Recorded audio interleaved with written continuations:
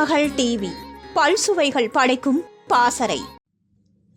ஒரு படப்பிடிப்பில் ஏதாவது பொருள் சேதமானால் தயாரிப்பாளர் பதறுவார். ஆனால் சிவாஜி பட விஷயத்திலோ தயாரிப்பாளர் கூலாக பதில் சொல்லியிருப்பது ஆச்சரிய தகவலாக உள்ளது.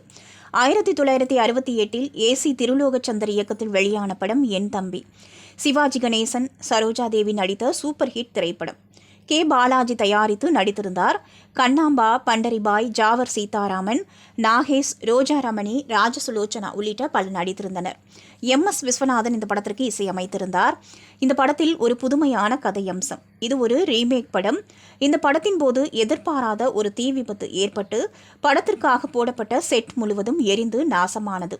என் தம்பி படத்தில் ஒரு சாட்டையடி பாடலின் இறுதியில் சிவாஜி தனது தம்பி பாலாஜியை அடித்து புத்தி புகட்ட வேண்டும்.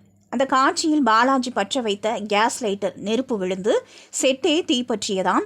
அந்த செட்டில் இருந்த மோட்டார் எரிந்து தீக்கிரையானதாம்.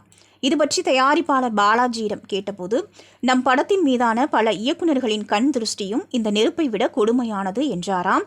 ஆனால் பாடல் பிரமாதமாக படமாகிவிட்டது. படமும் 100 நாட்கள் ஓடி மாபெரும் ஹிட்டானது. நடிகர் திலகம் சிவாஜி கணேசன் என் தம்பி படம் நடிக்கும்போது ஊட்டி வரை உறவு, தங்கச்சுரங்கம் ஆகிய படங்களில் பிஸியாக நடித்து கொண்டிருந்தார். அதனால் இந்த 3 படங்களிலும் சிவாஜி பார்க்கும்போது ஒரே மாதிரியான கெட்டப்பில் இருப்பார் என்பது குறிப்பிடத்தக்கது.